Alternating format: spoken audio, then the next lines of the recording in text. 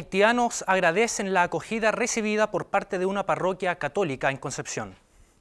Literatura histórica chilena aumenta los índices de lectura en el país, pero divide a historiadores y autores del género. Conozca sobre los huertos comunitarios y los alimentos que se pueden cultivar en ellos. Palomas en el centro de Concepción causan molestias en transeúntes. ¿Qué tal? Bienvenidos a una nueva edición de Ventana Abierta, un programa realizado por estudiantes de periodismo de la Universidad de Concepción, acá en las dependencias de nuestra carrera. Mi nombre es Matías Cruzat y en nombre de todo este equipo le damos la más cordial de la bienvenida, que se informe con nosotros. Queremos invitarles también a que ustedes sean partícipes de este programa a través de nuestra cuenta de Twitter, @periodismoudec, donde hay disponible una encuesta en la que usted puede votar. La pregunta es la siguiente: ¿conoce usted sobre sobre el compostaje? Las alternativas son sí y no, y además nos puede dejar sus comentarios utilizando el hashtag #compóstatebien. Ya lo sabe, @periodismoudec, encuesta, y también utilizando el hashtag #compóstatebien. Vamos a continuación a dar inicio con el primer tema que tenemos preparado para el día de hoy, relacionado justamente con esta comunidad de ciudadanos haitianos. Para contarnos más, nuestro compañero Matías Romero Hola, Mati. nos acompaña en el estudio y nos va a contar más sobre esta comunidad. ¿Cuántos son los ciudadanos que viven en esta parroquia, como vemos acá en las imágenes, acá en Concepción? Sí, Mati, bueno, antes de responder eso, las cifras son alarmantes, reveladoras. Según datos del Departamento de Extranjería y Migración, son 500.000 las personas inmigrantes que están en nuestro país, de las cuales 14.000 están acá en la región del Biobío. Y en ese contexto aparece esta parroquia ubicada en la población Pedro del Río, que acoge a inmigrantes haitianos. Y bueno, respondiendo a tu pregunta, son actualmente 6 los haitianos que viven ahí. ¿Estos ciudadanos llegaron todos juntos o llegaron de a poco? ¿Cómo fue el proceso de su llegada a esta parroquia? No, ellos van llegando de a poco. El padre, el párroco de la iglesia, se encarga de traerlos, de ayudarlos, y van rotando. A medida que ellos se van independizando, adquiriendo más solvencia económica, ellos ya se van retirando de ahí y van llegando nuevos inmigrantes que también los traen ellos mismos, por contacto de ellos, amigos de ellos que necesitan quizás habitación y lugar donde vivir. Lo último, antes de pasar a la nota, ¿qué labores realizan ellos acá? O sea, aparte de la parroquia les da, ¿cierto?, un alojamiento, pero ¿realizan actividades, trabajan dentro de la parroquia? Sí, bueno, muchos de ellos vienen, como se dice, a la deriva, acá a buscar nuevos rumbos, a buscar una nueva vida acá en Concepción, y claro, el párroco se encarga de buscarle trabajo dentro de lo que se pueda. Por ejemplo, vamos a ver el relato de uno de ellos que fue explotado lamentablemente fue explotado en un restaurante de San Pedro de la Paz, y ese trabajo también se lo buscó el párroco de la iglesia. Bueno, entonces, ¿te parece, sin más preámbulo, le presentemos a la gente la nota que preparaste? Por supuesto, los dejo invitados a revisar la siguiente nota, preparada por quien les habla, Matías Romero, Paulina Benítez y Diego Norambuena, y que refleja y describe el rol social que cumple esta parroquia con la comunidad haitiana. Pasemos a revisar la siguiente nota. Llegó a Santiago en agosto de este año y un mes más tarde arribó a Concepción en busca de una mejor vida. Se encontraba estudiando diplomacia en Santo Domingo, donde además se desempeñaba como chofer y plomero. No obstante, la situación política y económica que vive su país lo llevaron a emigrar. Tiene 5 hermanos, 2 viven en Santo Domingo y otros 3 en Puerto Príncipe. Frankie Solidaire, haitiano de 34 años, habla inglés, francés y español, lo que le permite desenvolverse fácilmente en nuestro país. Consiguió un trabajo de garzón en un restaurante de San Pedro de la Paz, donde fue explotado por su empleador, ya que no le hizo un contrato ni le pagó las horas extras trabajadas. Dice que va a hacer un contrato como una semana a prueba, y después, si tú me gusta, yo te lo haces. Y una semana, 2 semanas, y después yo hablo con él, yo le digo que Arefe, ¿qué haces? Dice que no, va a hacer el contrato, tiene que durar como 3 meses más, pero eso no sirve para mí, yo no tengo permiso para eso. Frankie conoció al padre Erwin Harnisch durante su estadía en Santiago, quien lo motivó a venirse a su parroquia de Concepción. Debido a su precaria situación como inmigrante, el joven haitiano decidió aceptar la propuesta. Se trata del Templo Santa Madre de Dios, ubicado en la población Pedro del Río Sañartu, en la comuna penquista.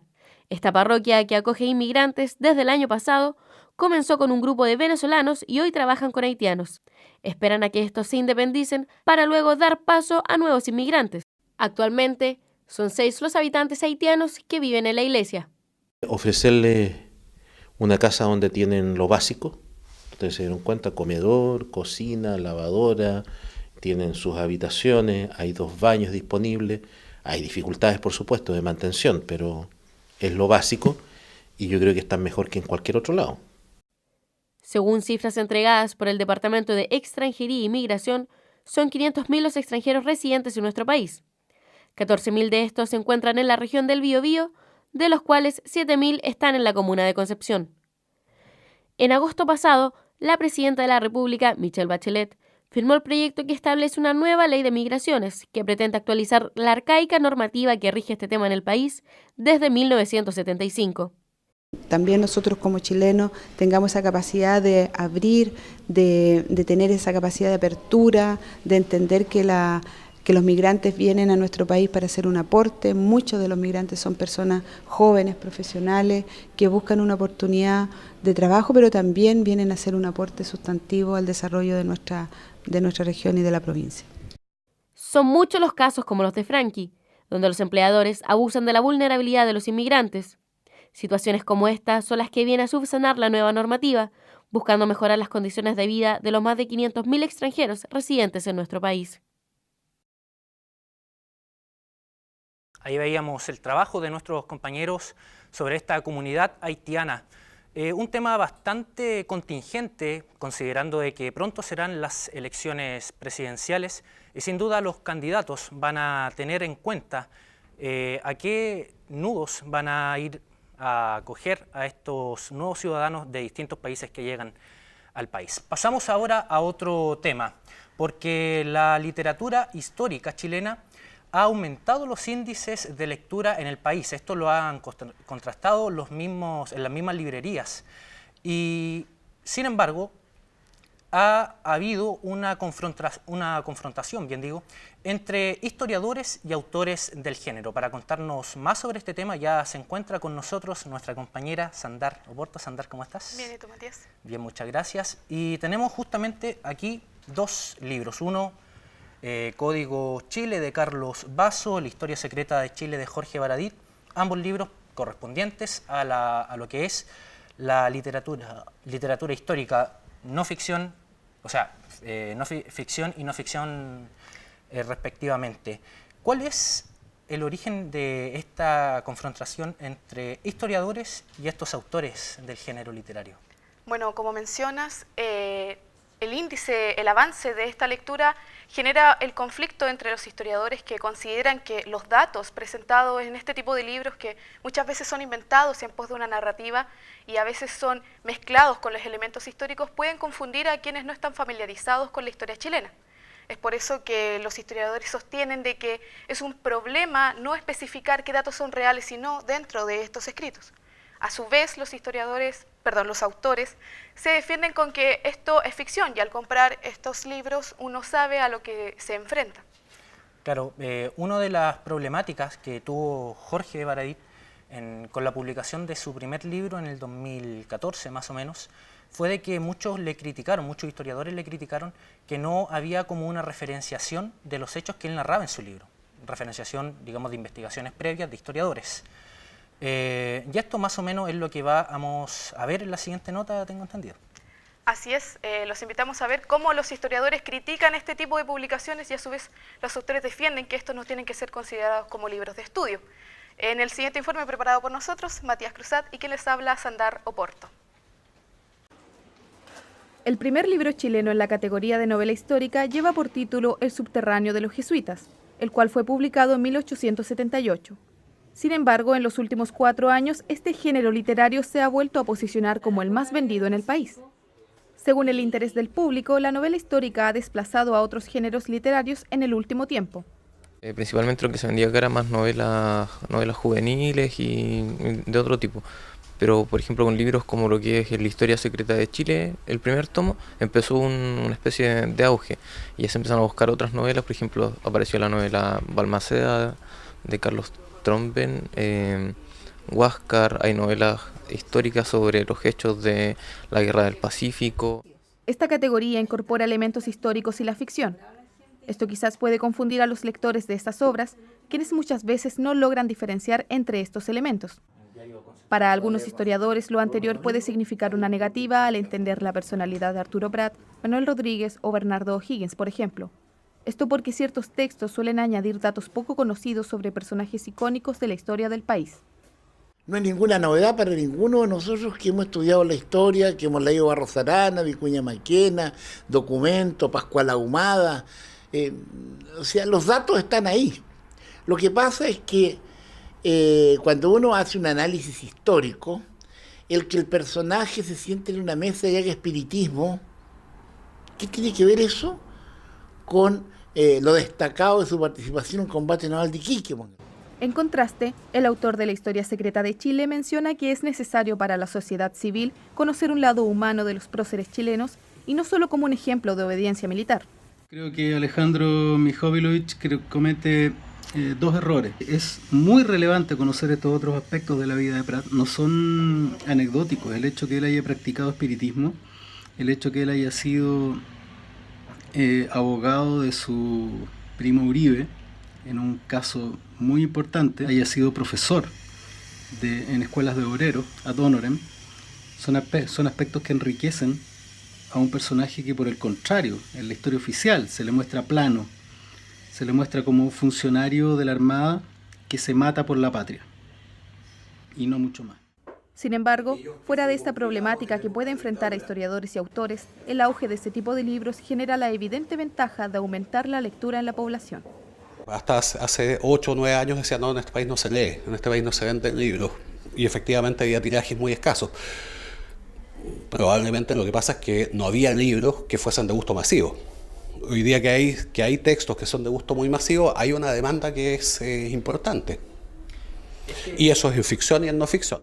Lograr que un libro tenga un tiraje como los que tiene Baradí y que se lo vayan a comprar a la librería, por Dios que es importante en un país como este, donde la lectura es apenas, y que sea de historia ya, es un gran homenaje. O sea, por lo menos algo va a quedar de todo lo que dice Baradí y va a incentivar al que alguien lea la verdadera historia de Chile.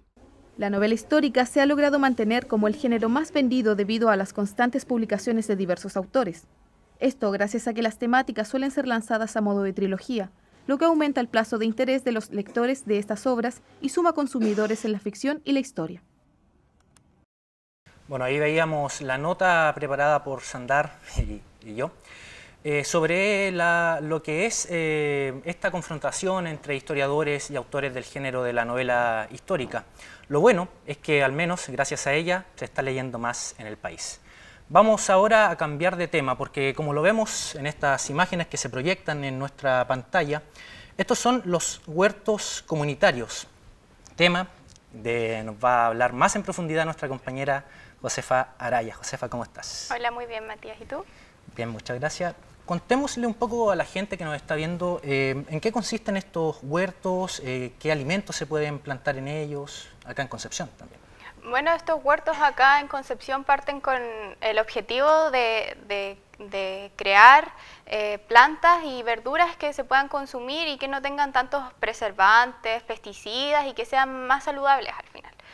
Con Rayén visitamos 2 huertos, uno comunitario en el sector Las Higueras y otro de una persona X acá en el barrio universitario, y ambas tienen ese objetivo, al final consumir más alimentos que son más saludables y que hacen mejor al organismo. Tengo entendido también que ayuda un poco al bolsillo, ya que es mucho más económico para la gente que tiene estos huertos. Sí, a la larga es mucho más económico. En un principio a lo mejor es un gasto de tiempo porque es algo como complicado de cierta forma, pero a la larga estas personas podían consumir tomates, acelgas, sin ni siquiera preocuparse de que en algún momento tenían que ir al supermercado, jamás. Y eso ayuda al bolsillo.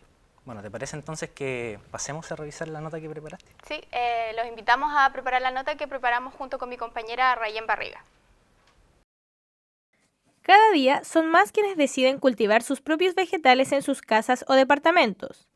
Hoy, mantener y potenciar un huerto en casa se enfoca principalmente en dos aspectos: mejorar la calidad de los frutos y verduras que consumimos e impulsar una táctica de autonomía frente al gran comercio. Felipe Moraga, huertero urbano en el barrio universitario, decide abrir un espacio de independencia a través de su huerta en casa. Producir alimentos y generar todo el acompañamiento de este crecimiento de algo que después a ti te nutre.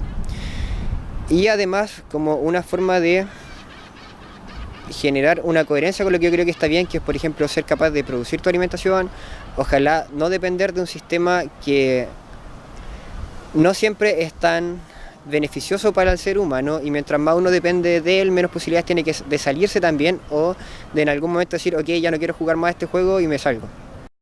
Un huerto urbano no solo se trata de un espacio de cultivo y alimentación, sino que además genera una actividad recurrente que divierte y enseña tanto a adultos mayores como a niños. Es un tipo de terapia de sanación por medio de la conexión con la tierra. Georgina Ortiz, parte del huerto urbano Germinar, explica cómo vive esta relación con la tierra. Para mí, la esencia de trabajar en la huerta o en una huerta con la tierra es ponerme en contacto con un ser superior. No es solamente el mover las manos y hacer hoyitos y cosas, es sentir algo dentro. Y eso transmitírselo a lo que uno está sembrando, lo que está cosechando, o la semilla que está poniendo ahí. Hace 5 años, parte de la comunidad de Talcahuano decide levantar el huerto comunitario Germinar. Hoy poseen un invernadero que mantiene un trabajo constante con varias mujeres y hombres del territorio, cosechando lechugas, acelgas, yuyo, quinoa, pimienta, frutillas, entre otras. Dentro de su trabajo, también está transmitir el conocimiento a niños y niñas del sector, quienes han participado en talleres en la huerta comunitaria o en las huertas de sus escuelas. Se empieza un circuito enseñándole a sembrar esa semillita, luego se pasa adentro al invernadero para que vean el resultado. Ahí ven las matas de acelga cómo están, entonces esa relación yo creo que ellos la entienden súper bien. El huerto comunitario Germinar, además de cultivar y trabajar con estudiantes, también se acerca a la comunidad por medio de la sanación o acompañamiento de enfermedades con plantas medicinales. Tal es el caso de varios pobladores del sector que han recurrido al huerto para usar el calanchoe, planta medicinal que ayuda a combatir las células cancerígenas y que se encuentra cultivado en Germinar. La idea es, por ejemplo, entregar esas hierbas para aliviar algunas dolencias y no tener que llegar a medicarse. Por ejemplo, un dolor de cabeza, el no poder dormir en la noche, una hierbita para cada cosa. Entonces, la idea de nosotros es ayudar a la comunidad, o sea, es la misión que tenemos todos los huerteros. Para mitigar los índices de obesidad y la dependencia a los supermercados, es urgente implementar huertos urbanos, ya que no solo ayudan a alimentarse mejor, sino que asegura sustentabilidad en la alimentación. Bueno, ahí veíamos el trabajo de nuestras compañeras Rayén Barriga y Josefa Araya, que nos contaban sobre estos huertos comunitarios y también una manera también de ayudar al bolsillo de los penquistas. Pasamos ahora a lo que tiene relación con la entrevista del día de hoy. Hoy día nos acompaña Norma Parra. Ella es ingeniera en gestión y control ambiental de la Universidad Técnica Federico Santa María y actualmente está a cargo del programa de compostaje de la Municipalidad de Concepción. Norma, muchas gracias por acompañarnos el día de hoy. Muchas gracias a ustedes por la invitación. Bueno, recordarles antes de la primera pregunta que ustedes pueden seguir participando a través de nuestra cuenta de Twitter, @periodismoudec, respondiendo a la encuesta y también enviándonos sus comentarios con el hashtag compóstatebien. Primero, en que tiene relación justamente con nuestra encuesta, ¿qué es el compostaje y en qué consiste?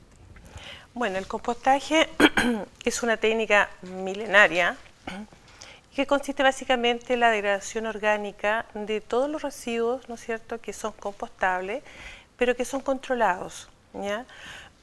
¿Y en qué manera podríamos decir que son controlados? Nosotros contamos con equipos, ¿no es cierto?, de compostaje, que son las vermicomposteras y las composteras. Pero básicamente es eso, es la génesis, que es transportar lo que existe hoy día en la naturaleza bajo la tierra, ¿no es cierto?, llevarlas a los equipos de compostaje y estar al alcance de todo el mundo, ¿no? ¿Cuál es la diferencia entre estas dos vermicomposteras y composteras? ¿Qué diferencia existe en el proceso? ¿Se dan procesos distintos en cada uno de estos? Mire, básicamente lo mismo, la degradación orgánica igual, ¿ya? La vermicompostera, ella trabaja con las lombrices, las californianas o lombrices rojas que se le llaman, y esta tiene sí un tiempo de degradación aproximadamente entre 3 a 4 meses, termina, ¿no es cierto?, su proceso de obtener su producto, que sería el humus, ¿ya?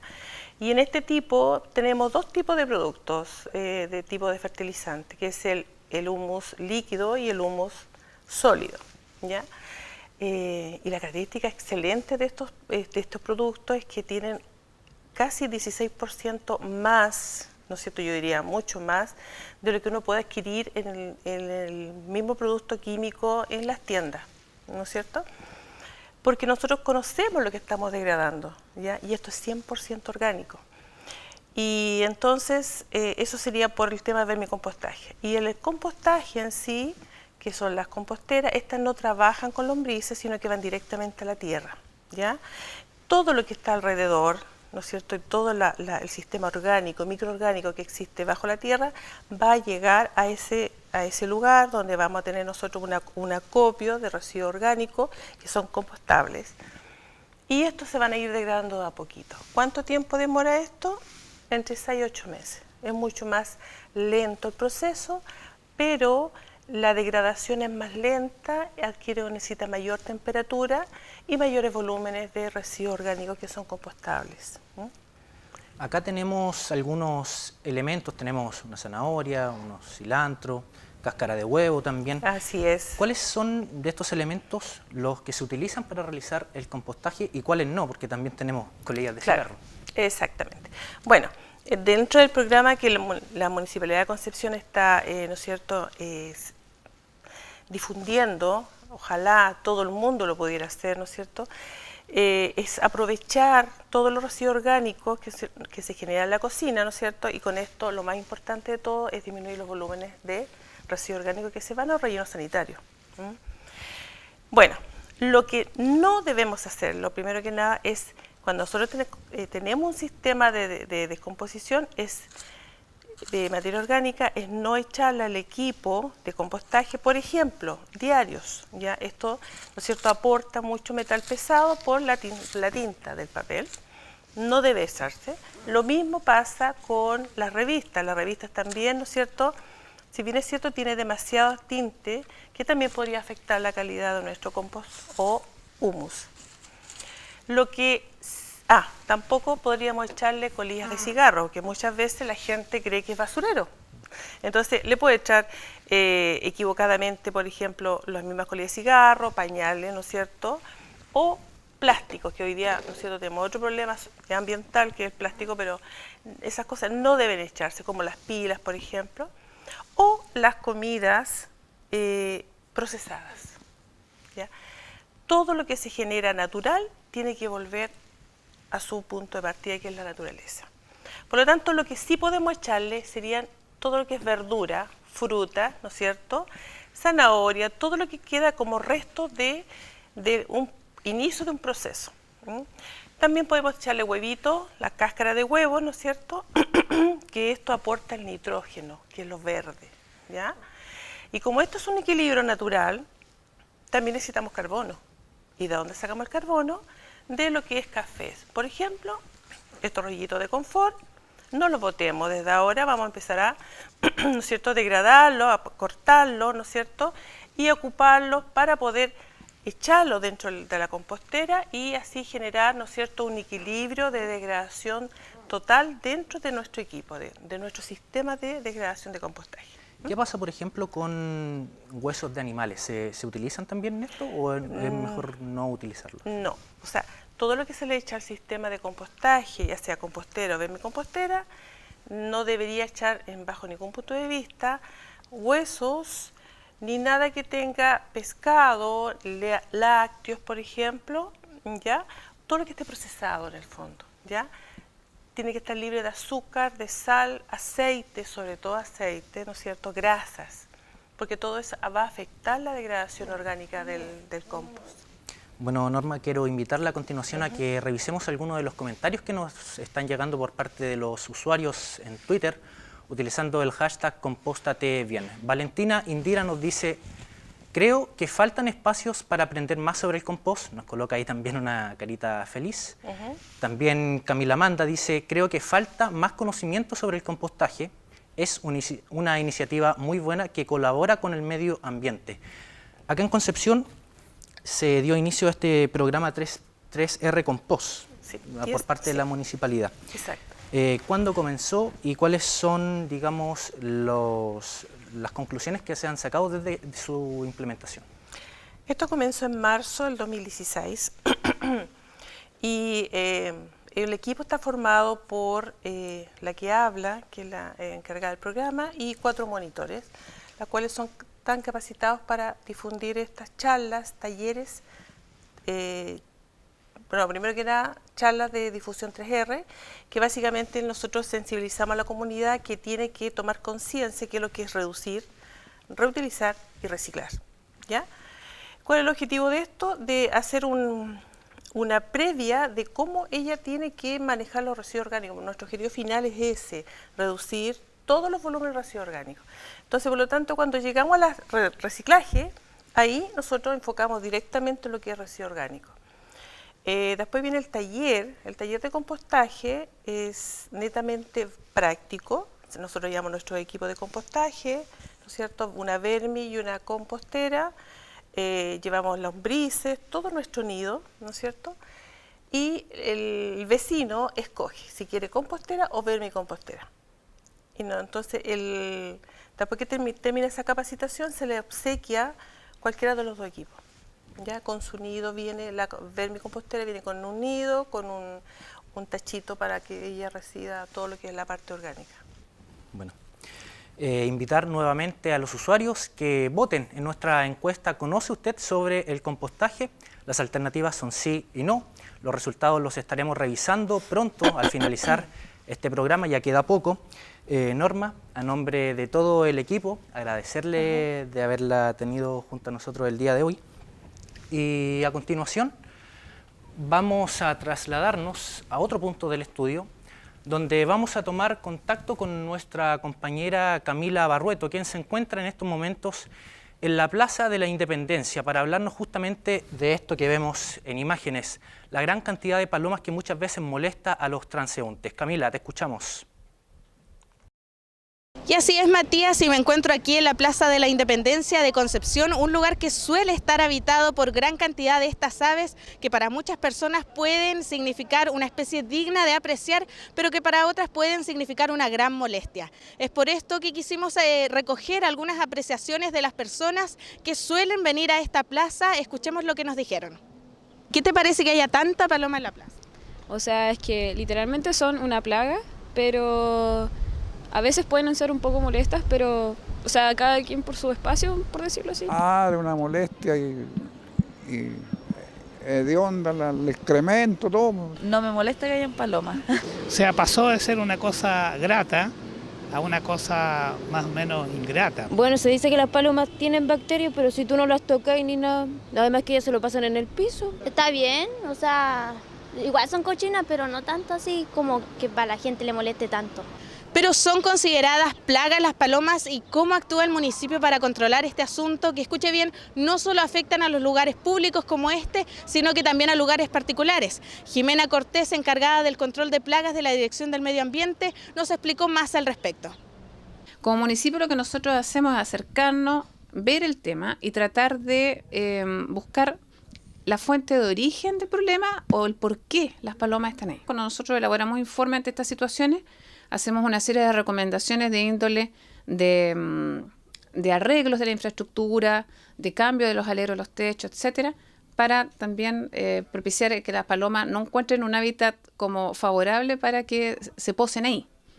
Bueno, y con respecto a las infecciones que pudiese transmitir esta especie, Camila Parada, médico veterinario de la Universidad de Concepción, mencionó algunas de las enfermedades que podrían afectar a la comunidad. Las más importantes y de importancia en el Fondo de Salud Pública sería la salmonela. Ya otra importante también es la clamidia, y también tienen algunas son portadoras de una levadura, ya que es un hongo, que es el Cryptococcus, que también puede ser de importancia en el humano. Ya pudieran provocar, ya sabemos, salmonela, diarreas o problemas relacionados a la parte entérica del ser humano. Así que es una especie en realidad que pudiera llegar a ser bastante patógena para el ser humano. Y los animalistas también quisieron mostrar su posición con respecto al control de la sobrepoblación de estas aves. Catalina Ramírez, animalista y voluntaria de la Fundación Cuatro Patitas, nos compartió su opinión. Yo creo que se podría controlar en sentido de anticonceptivo en la natalidad de las palomas. O que hayan agrupaciones encargadas de que no se procree tanto lo que es la paloma. Yo creo que ese sentido sería como muy bueno, que se hiciera eso y no matarlas. Pero ¿por qué hay tantas palomas? ¿Cuál es su ciclo reproductivo? ¿Y cómo se puede controlar la natalidad de estas aves? Camila Parada, veterinaria de la Universidad de Concepción, nos comenta más al respecto. Vemos mucho que incluso se vende alimento para darle a las palomas en las plazas, por ejemplo. Eso llama obviamente a que lleguen más o que la reproducción no se controle. Además que la paloma es una especie que se adapta a múltiples ambientes. Es de esperar entonces que las autoridades tomen las medidas preventivas necesarias para evitar que esta sobrepoblación de palomas afecte a la salud de los penquistas. Muchas gracias, Camila, por ese informe importante para la gente conocer la cantidad de enfermedades que uno puede contraer al contacto con estas aves, algo que lo vemos cotidianamente en las calles de la ciudad. Bueno, pasamos a continuación a revisar los resultados de nuestra encuesta en Twitter, @periodismoudec. La pregunta era: ¿conoce usted sobre el compostaje? Y con un total de 124 votos de los usuarios, el 56% de ellos dice que sí conoce sobre este proceso, mientras que un 44% de los usuarios se inclina a la opción del no. Esperamos que para ellos haya servido el programa del día de hoy para conocer un poco más sobre este proceso. Con esto llegamos al final de una nueva edición de Ventana Abierta, un programa realizado por nosotros, estudiantes de periodismo de la Universidad de Concepción, acá en las dependencias de nuestra carrera. En nombre de todo este equipo, les damos las gracias por haberse informado con nosotros y les dejamos invitados para una próxima edición en los próximos días. Que estén bien, hasta luego.